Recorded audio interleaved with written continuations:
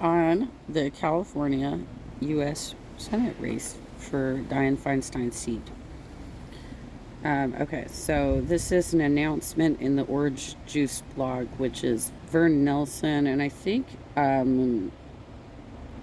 Greg Diamond contributes to it as well. But I believe yeah, this one says it's written by Vern, right? Because we just did actually. I was on the Los Amigos call last week, and I brought up the discussion about the U.S. Senate race, and the only people who were chiming in were me and Rima. Nobody else had any. Like Vern didn't. You didn't say anything. You were on the call. All right. In the first of our presentations of the amazing Democratic candidates we have to choose from in next year's California Senate race, the Anaheim Democrats Club is hell of honored to welcome East Bay Congresswoman Barbara Lee. Vern, are you on the leadership team of the? I know you participate in that club, but I'm fairly certain you ran for chair and were eliminated from possibility because you were actually endorsing like a Republican in a certain case. And I know Greg got ejected from the party for 5 years for doing the same thing during the Todd Spitzer race against what's his face, Tony Rackauckus, right? But he at the time had a leadership position at the Democratic Party of Orange County, and he stepped down from his vice chair role. If I'm remembering this correctly, he stepped down from his vice chair role in order to endorse Todd Spitzer in that race, and then was like 1 month later censored and removed, right? And in your case, there was something pretty recent, I want to say like within the last couple of years, where you were running for chair of the Anaheim Democrats Club, but at the same time endorsing a Republican in a specific, I think it was it a city council race? I can't even remember. I can't remember. But the two of you danced the line. And so it makes it makes it hard for me to like get through some of your articles because I know the two of you danced the line. In the throes of a whirlwind schedule this week, she will be joining us at 8 p.m. Wednesday night at our usual meeting place, Anaheim's Universalist Church, 511 South Harbor at Santa Ana Street. All are welcome. Okay, so I'm giving you a plug. Barbara Lee's going to be over there. That's cool. What is it with there are so many groups that are leveraging the facilities of Unitarian churches. I mean, the first I heard of the Unitarian Church was maybe like 15 years ago when my then time boyfriend, his father was dying of cancer, and the stepmom had arranged a memorial at a Unitarian church. And it was described to me, because I'm a Catholic, right? But I'm a non practicing Catholic. It was described to me as like a really hippie church. Actually, I think, you know what? I think I even heard of the church earlier than that because I'm fairly certain a friend of mine in the early aughts was attending a Unitarian church in like San Juan Capistrano. And that, like, for example, their wedding vows are for as long as we each shall love each other, right? Like, it's like very non committal. It's very non committal. Anyway, point being, I don't know why y'all keep using Unitarian churches to organize. I guess they're receptive to some of the progressive agenda. I really don't know. I don't know the deal there.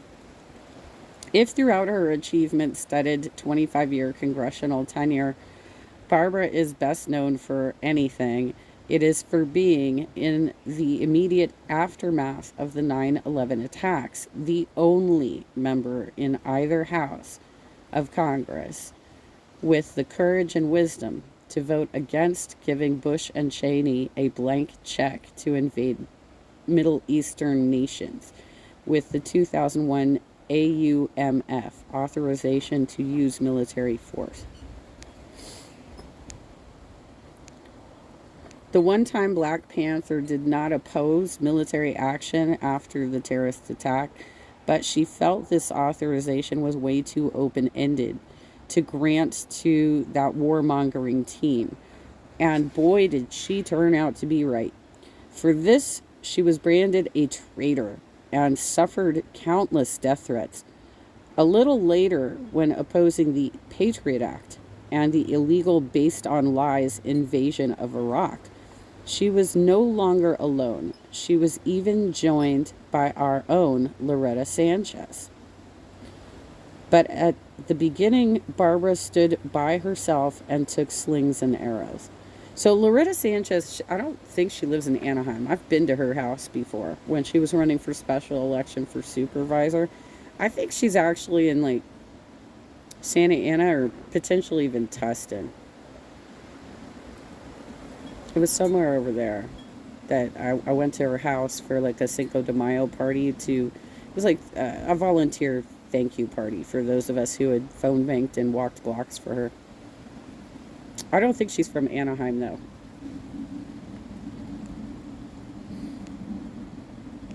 What else has Barbara done in the past 25 years? A lot. Just one paragraph from her web bio. Congresswoman Lee has long advocated for legislative action to end poverty.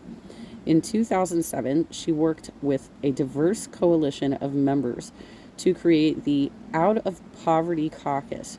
In 2013, she became the chair of the Democratic Whip Task Force on Poverty and Opportunity. As chair, she leads more than 100 members of Congress in crafting and advancing legislation to lift millions of American families out of poverty and into the middle class.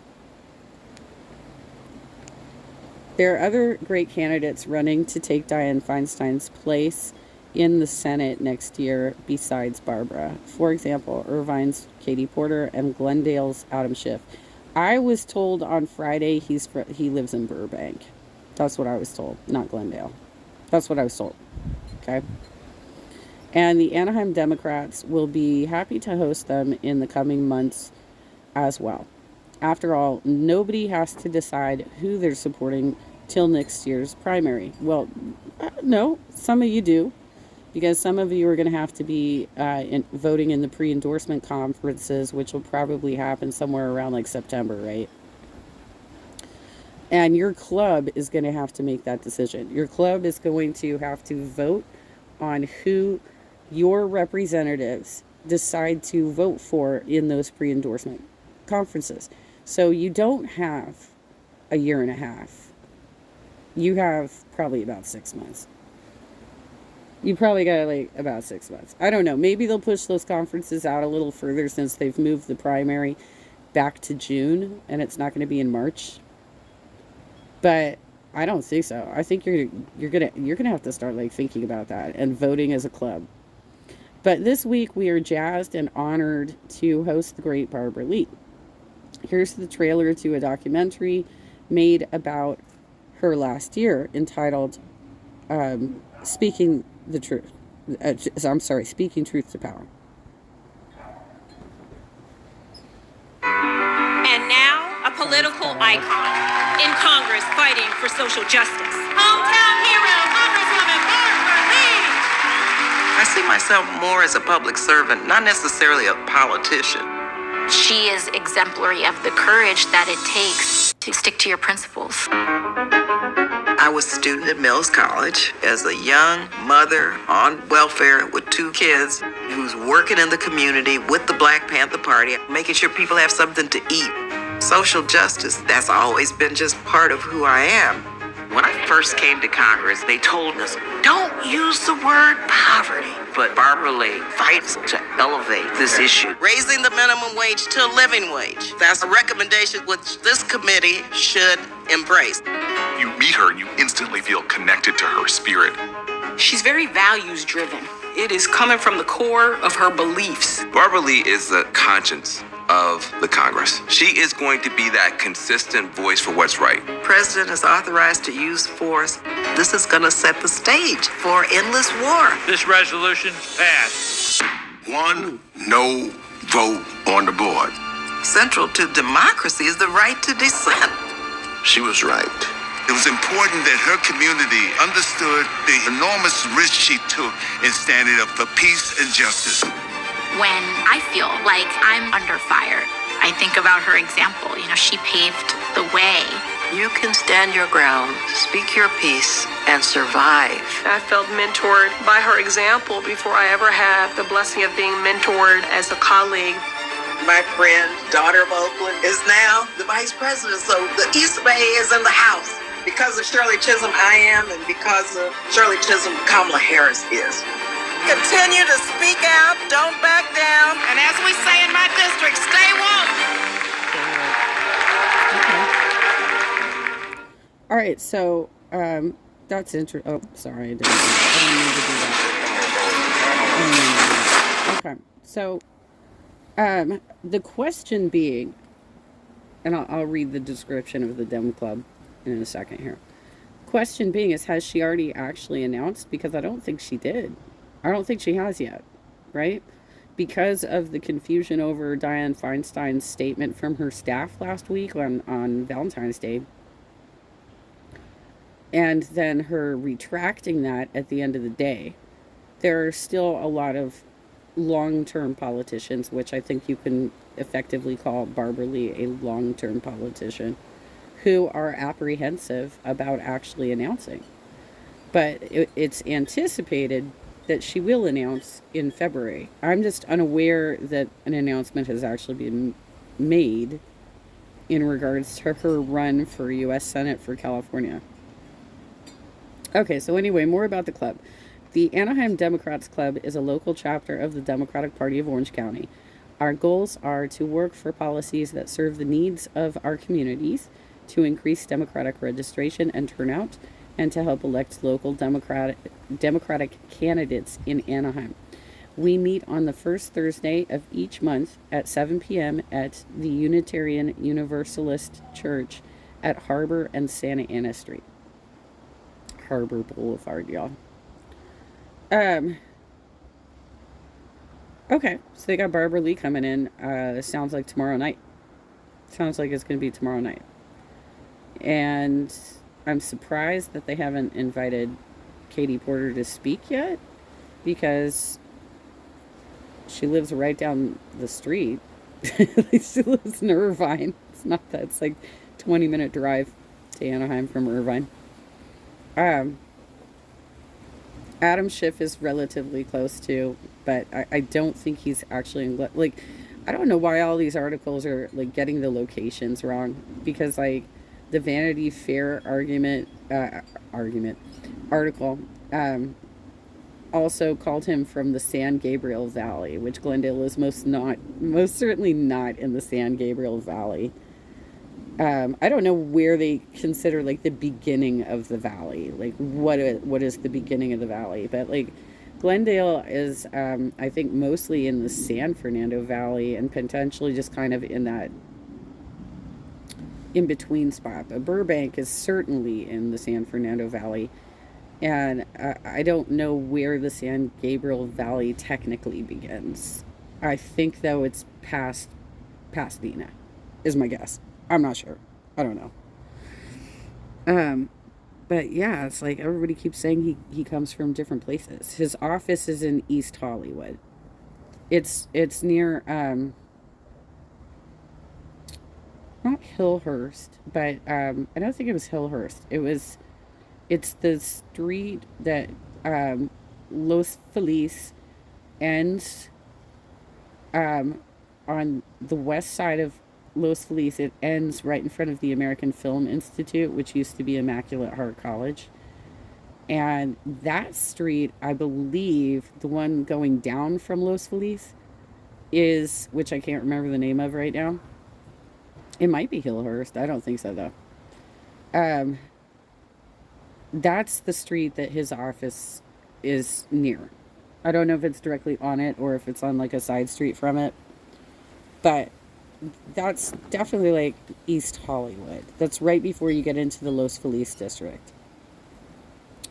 2 cents. So anyway, I hope that they invite the other candidates as well. Usually the clubs do. This is usually how these cycles go, is all of these candidates make the rounds to all the clubs because they are looking for them to endorse them in the pre-endorsement conferences. They, first they go through the process of trying to get their own delegates elected to the party, the assembly district election meetings, ADEMs. If they're an incumbent, they also get to make appointments and they get to vote themselves. And then they also work the central committees, because that's the third leg of the stool, is getting the central committee members who are going to be representing as state delegates to also vote for them. And all three of those legs vote in the pre-endorsement conference. If Feinstein is still intending to run, these delegates would be the ones where they need to get 20% of the delegates statewide to vote to pull her from what is essentially a consent calendar, so that she doesn't get an automatic endorsement by the California Democratic State Party. That's why, sure, you can say we're not going to actually vote, the voters, every voter, for about a year and a half. It's gonna be about that long out. But these processes of getting party endorsements and resources, the volunteers who will knock on the doors, because basically if any one of these candidates is endorsed, then every one of these Democratic clubs has to either volunteer for the endorsed candidate or shut the fuck up and do nothing, because they cannot walk for an opposition candidate. Period. That's the way it works.